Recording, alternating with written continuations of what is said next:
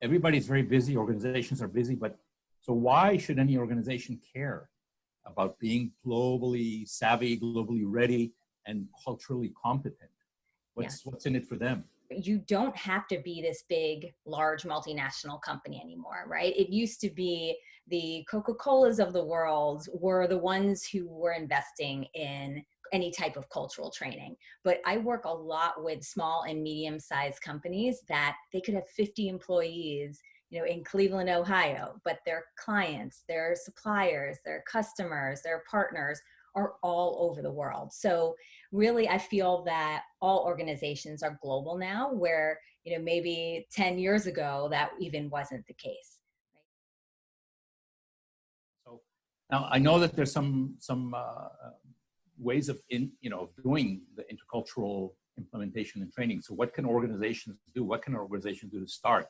If they haven't really done anything, what are the next steps for implementing intercultural knowledge and to become globally ready for these times? Right, absolutely. So I kind of mentioned this a second ago, but traditionally intercultural training within organizations, it's often housed under the global mobility function, if they have that.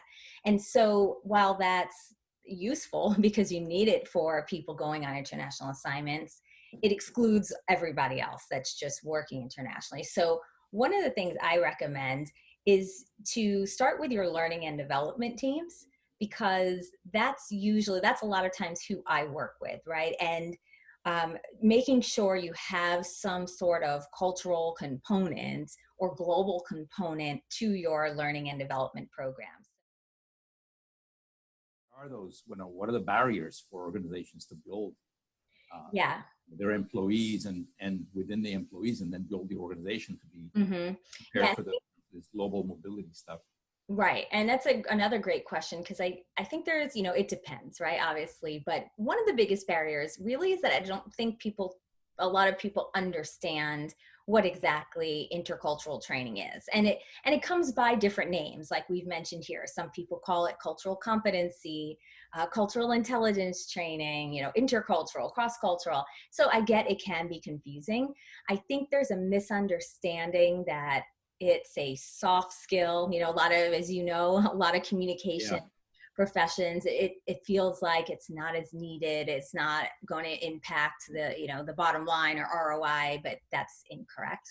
And so I think me as an interculturalist, as part of my job is to help educate people on what it really is. Because there's a big misunderstanding. People think maybe it's sensitivity training, which is important, but it goes way beyond that. Some people think it's do's and don'ts, how to exchange business cards in Japan, or, how to communicate properly with my team in China. And yes, it is that, but it goes beyond that. It goes into management styles. What if you are a global manager, based in the US, but you're managing a team that's spread out over 20 countries, right?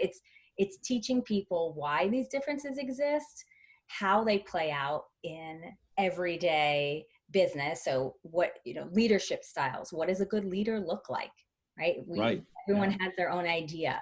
I think I said, how do you manage a team? What about negotiation? So it really is targeted at, or should be targeted at, business specific information that's pertinent, to your company. I think just a barrier is this lack of training in general. I think, and that ties to what I said earlier about intercultural training kind of being siloed into the global mobility team.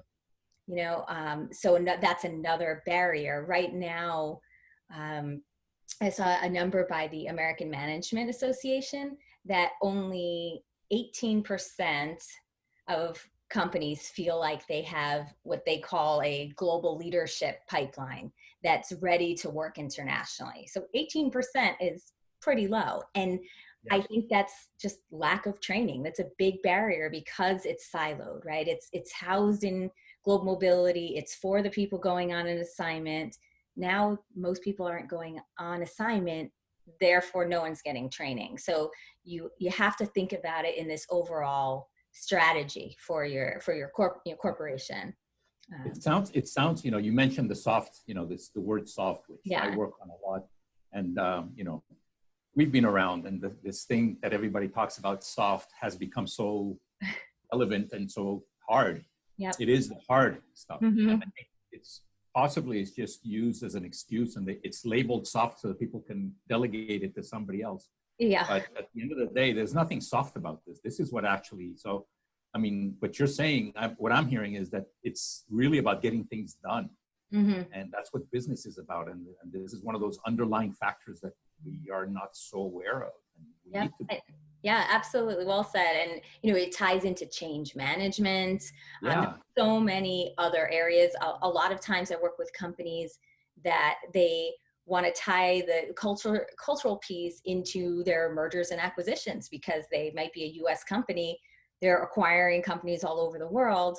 Most times companies don't look at the cultural piece. They just look at, are they a good organizational fit for us? But they forget about, well, you know, everything from HR to accounting practices are completely different, and that can be cultural. So Yeah, I'm a big believer in this. And so I think this is your time, Nicole. This is, you know, definitely your time, and people like yourself that are promoting this, this topic. It's just so important.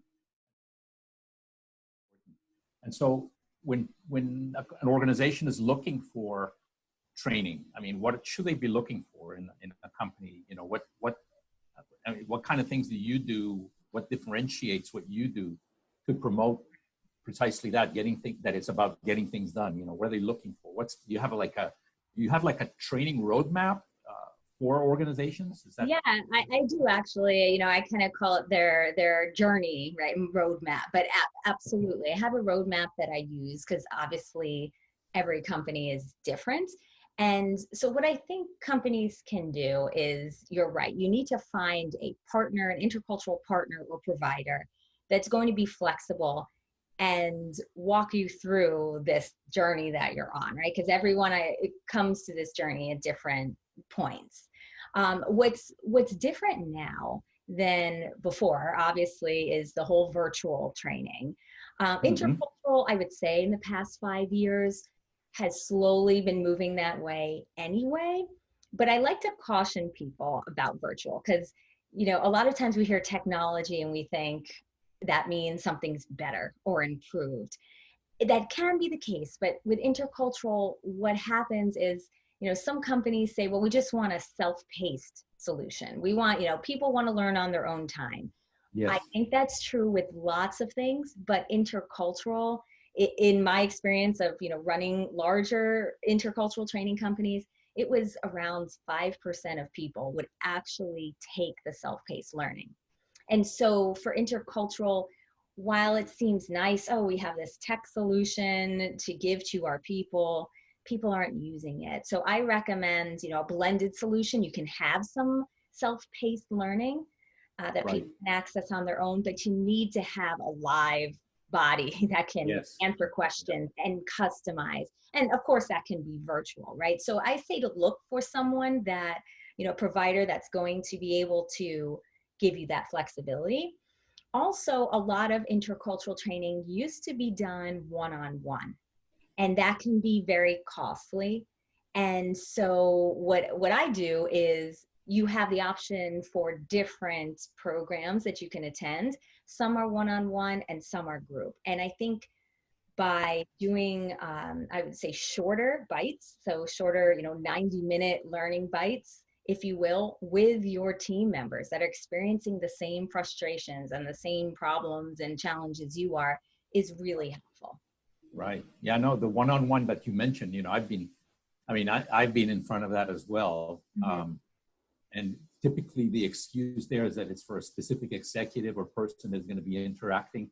Right. But that's just part of it. They need to practice. They need to be able to really interact and get the feel for it. The books are not going to do it. You have to have that partnership. So I mean, this year I've seen that you produced, I think, an online course, and I've seen it on LinkedIn, and you've had some success with that. You've had people, I've seen certificates and all that other stuff. Oh yeah.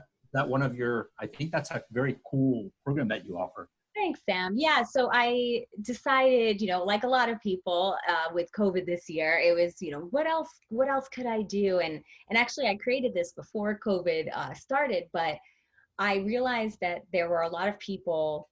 I'm not exaggerating. Every week, at least once a week, someone reaches out to say, "How do I get into this? How can I be an intercultural trainer?"